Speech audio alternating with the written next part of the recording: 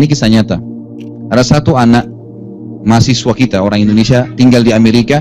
Semua temannya orang ateis, nggak ada Tuhannya. Dia pulang Jakarta, sudah mulai terpengaruh. Dia bilang sama ayahnya, "Ayah, saya punya 3 pertanyaan dalam Islam. Kalau ada yang bisa jawab, ada ustadz bisa jawab, saya tetap Islam. Kalau tidak, saya murtad."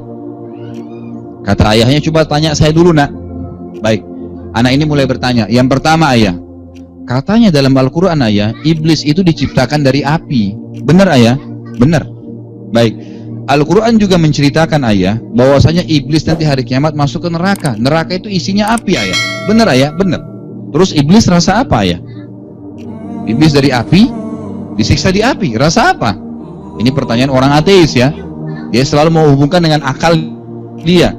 Ingat, akal mengikuti wahyu, bukan wahyu ikuti akal. Karena manusia nggak tahu. Bapak Ibu kalau minum air, ini minum ini, saya nggak tahu yang mana tegukan saya jadi air seni, yang mana bagian dari komponen darah saya nanti kan. Kue yang saya makan ini saya nggak pernah tahu yang mana jadi kotoran, yang mana jadi nutrisi tubuh kan. Itu di badan kita nggak pernah tahu. Bagaimana kita mau bicara tentang wahyu Allah, nggak nyambung gitu kan. Jadi di sini kita banyak sekali yang kurang gitu. Baik, ayahnya nggak bisa jawab, nggak ada ilmunya masalah iblis nih. Yang kedua, kata anak muda ini, "Ayah, katanya Tuhan kita Allah." Benar, ayah? Benar. Tapi Allah nggak kelihatan, ayah. Baik, saya mau yakin Allah itu ada, tapi tolong berikan saya contoh satu saja fenomena alam yang tidak kelihatan tapi saya bisa rasain, supaya saya yakin Tuhan ada. Saya rasain tiap hari, bisa saya rasain setiap saat, saya rasain, tapi saya nggak bisa lihat, supaya saya yakin Allah ada. Juga ayahnya nggak bisa jawab, nggak ada ilmunya.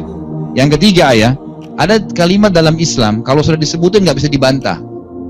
Itu takdir. Kalau dia mati tabrakan, takdirnya. Siapa yang bisa bantah? Nggak ada yang bisa jabarin. Takdir artinya sudah selesai, terima aja. Apa itu takdir, ayah? Juga ayahnya nggak bisa jawab. Cari ustadz, dapat satu ustadz. Begitu datang ustadznya, langsung dikatakan oleh anak muda ini, "Ustadz, saya punya 3 pertanyaan dalam Islam. Kalau bisa dijawab, ya saya tetap Islam. Kalau tidak, saya murtad. Tapi ustadz jangan marah ya." Baik, silahkan. Yang pertama, iblis ustadz dari api ciptakan, masuk neraka di api. Apa yang dia rasain? Baik, yang kedua, contoh saja satu ustadz fenomena alam yang bisa saya rasakan setiap saat tapi nggak kelihatan, supaya saya yakin Allah itu ada. Baik, yang ketiga, ustadz, apa itu takdir? Bapak Ibu tahu apa yang terjadi? Ustadznya berdiri ditampar anak muda ini. Waktu ditampar, anak muda bilang, "Kan ustadz tadi janji nggak marah." Kata ustadznya, "Saya nggak marah. Tamparan saya ini jawaban atas 3 pertanyaanmu." Anak muda ini bilang, "Bagaimana ustadz? Tolong rincikan." Ya. Baik, kata ustadznya, "Masalah pertama iblis. Saya ingin tanya, pipi kamu komposisinya apa? Kulit, daging, sama tulang. Tangan saya, kulit, daging, sama tulang. Waktu saya tampar sakit nggak? Sakit. Begitu juga iblis hari kiamat." Dijawab secara rasional, karena dia rasional, gitu kan? Baik. Yang kedua, fenomena alam yang bisa dirasakan tapi nggak kelihatan. Kata ustadznya, "Waktu saya tampar, kamu rasa apa?" Dia sakit, ustadz. Kata ustadznya, "Kamu bisa rasa itu?" Dia bilang, "Ya." "Kamu bisa lihat?" "Nggak bisa." Begitu juga Allah. Dari mana semua ini? Malam, siang, matahari, bulan, bintang, manusia, beragam macam kulit, bahasa, segala dari mana? Ada nggak yang pernah mengaku sebagai Tuhan dan mengakui bisa begitu? Nggak bisa. Fir'aun cuma bilang, "Saya Tuhan." Begitu tenggelam di Laut Merah, nggak bisa buat apa-apa. Namrud ngaku Tuhan, didatangi lalat mati, gitu kan? Nggak bisa buat apa-apa. Maka tadi apa? Sakit itu contoh fakta, nggak bisa dilihat tapi dirasain kan? Berarti ada hal-hal yang kita tidak bisa lihat dengan panca indera tapi ada, kan gitu. Rasa lapar, rasa haus, rasa sakit, rindu, ya sedih, semua nggak bisa dilihat tapi dirasain keberadaannya. Baik, yang ketiga, masalah takdir. Kata ustadznya, "Pernah nggak kau berpikir ketemu saya hari ini dan saya tampar kamu?" Dia bilang, "Nggak pernah." "Itulah takdir." Gitu. Ini jawaban rasional untuk orang yang ateis, gitu kan? Baik, saya jawab secara wahyu ya. Kenapa Allah nggak kelihatan?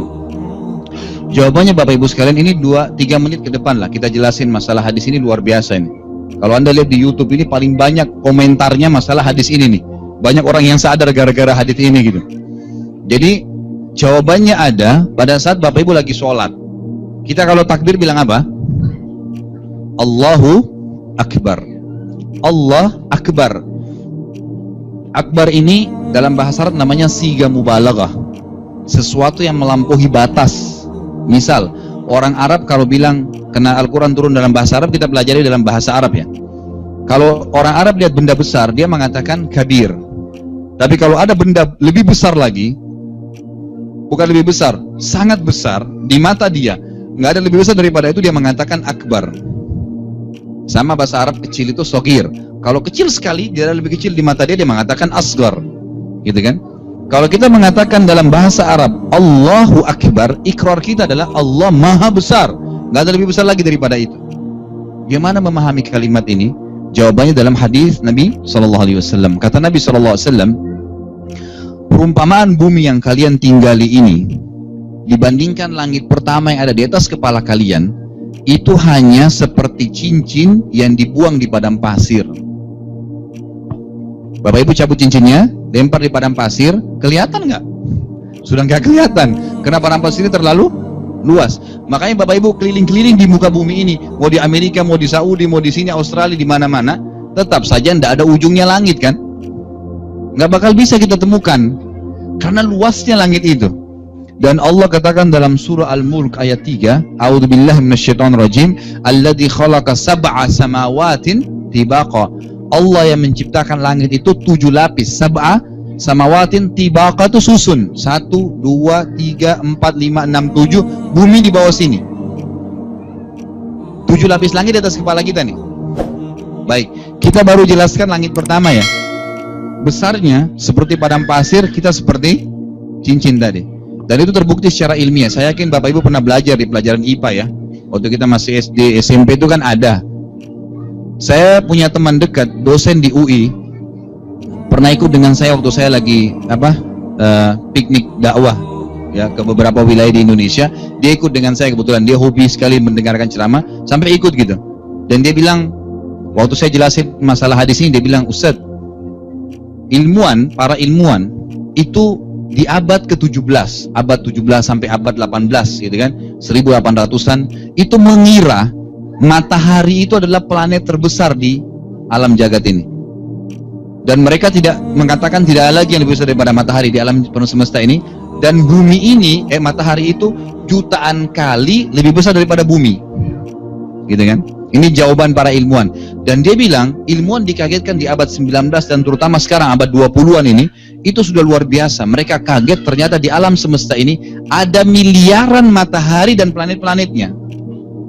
Jadi bukan, ini kan kita matahari dengan planet termasuk adanya bumi sampai ke Pluto kan gitu. Ada ternyata miliaran matahari dengan planet-planetnya di sana di langit. Jaraknya sekian juta tahun dari bumi. Jumlahnya nggak terhitung. Miliaran bintang gitu kan. Itu luar biasa. Dan semua Bapak Ibu sekalian ini ada di bawah langit pertama. Semua ilmuwan mengatakan, yang kafir ataupun yang muslim mengatakan mustahil ada manusia bisa pegang langit dengan tangannya. Dari sini aja ke Pluto, Bapak Ibu sekalian. Saya pernah baca buku anak saya kelas 2 SD, ilmu pengetahuan alam. Pas dulunya alam semesta. Ditulis itu, jarak antara bumi dengan Pluto itu 274 tahun. Fakta ilmiahnya ya. Makanya nggak ada astronot dikirim ke Pluto, mati tengah jalan. 274 tahun, bayangin tuh.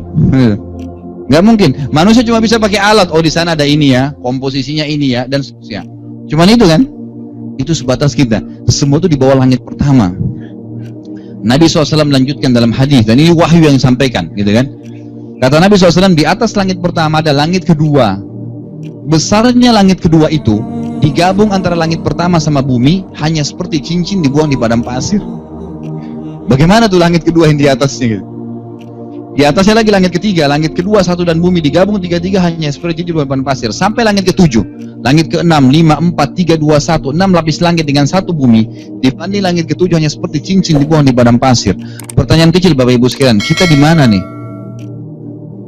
Ya, aneh kan? Kalau ada manusia nolak ada Tuhan, apalagi ngaku Tuhan. Di Kalimantan pernah ada tuh ngaku Tuhan, luar biasa gitu.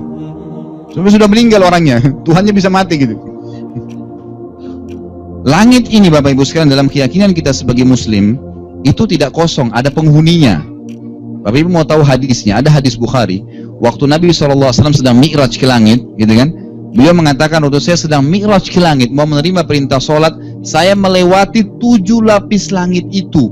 Dan setiap saya lewati langit tersebut, demi Allah, demi jiwaku, tidak maksudnya demi Allah ya, Tidak ada tempat ukuran 4 jari manusia di langit yang saya lalui kecuali ada malaikat yang sedang sujud atau ruku, penuh dengan malaikat. Nggak ada jarak 4 jari loh ini. Antara saya sama Pak Aud saja ini masih sudah setengah meter gitu kan. Antara rumah kita dengan rumah tetangga masih banyak jauh jaraknya. Manusia kalau dikumpulin semua, mungkin Indonesia aja sudah bisa nampung, kan gitu. Itu bumi ini masih banyak kosong. Di langit itu 4 jari nggak ada yang kosong, kata Nabi SAW, penuh dengan malaikat. Dan perlu Bapak Ibu tahu, dalam rukun iman kita, iman kepada malaikat setelah iman kepada Allah itu, malaikat ini Bapak Ibu sekalian ada namanya ismul fardi, ada ismul jins. Ada nama individu seperti Jibril, Mikail, Israfil. Tidak ada Jibril lain, tidak ada Mikail lain, tidak ada Israfil lain. Ada malaikat namanya nama kelompok, ismul jins. Jadi nama dia, nama kelompok, di bawahnya ada miliaran malaikat seperti Raqib dan Atid. Kalau manusia, setiap manusia ada Raqib dan Atidnya. Sekarang jumlah manusia 5 miliar. Berapa Raqib dan Atid? 10 miliar. Otomatis double gitu kan?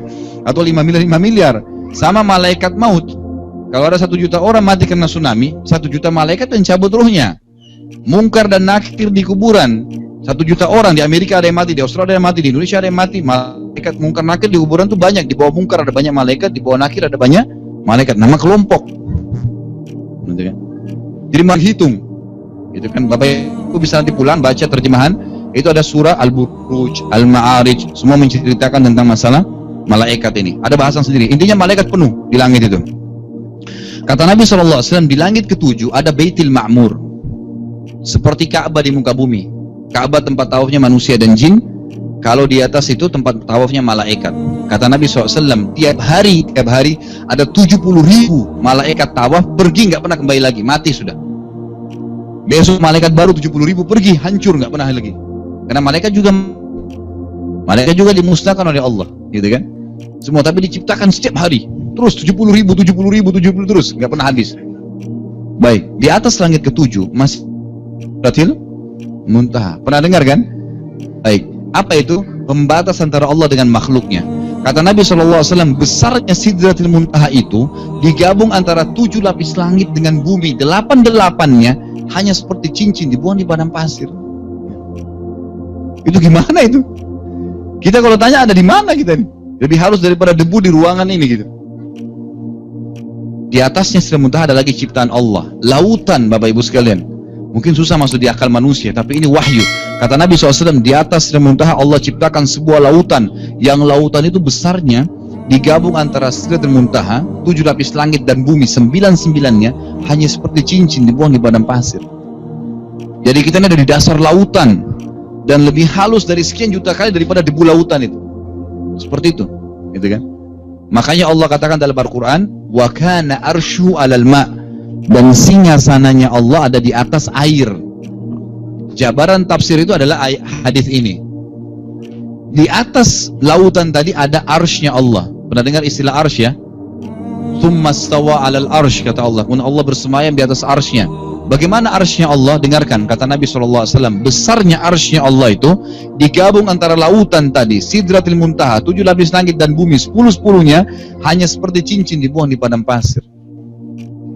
Saya perkuat begini, Bapak Ibu waktu kita masih kecil, kalau mau ngusir setan disuruh hafal ayat apa? Apa itu ayat kursi?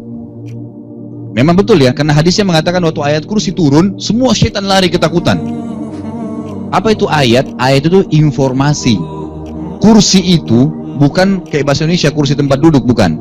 Kursi itu dalam bahasa Arab Bapak Ibu sekalian adalah pijakan kaki raja. Jadi kalau raja mau naik singgasananya ada pijakan kakinya, itu namanya kursi. Apa yang kita baca? Wasi'ah. Terjemahin satu-satu ya. Wasi'ah itu dalam bahasa Arab artinya telah menutupi. Orang Arab kalau mengatakan wasi' artinya luas sekali, nggak ada batasnya. Kalau kita bilang wasi'ah telah menutupi, meluasi. Kursiyuhu, pijakan kakinya Allah di singgasananya. Lanjutin ayatnya. As-samawat wal ard, itu jawabannya. Pijakan kakinya saja Allah di singgasananya menutupi seluruh langit dan bumi ini. Itu baru pijakan kakinya. Jadi kalau Bapak Ibu tanya saya, kenapa Allah tidak kelihatan? Karena Allahu Akbar. Allah terlalu besar untuk dilihat dengan mata manusia. Kita lihat ke matahari saja, 1 menit mata kita bisa rusak. Bagaimana kita mau lihat kepada Allah? Dan bukan cuma kita, semua nabi-nabi Bapak Ibu sekalian belum pernah lihat Allah, termasuk Nabi Muhammad SAW.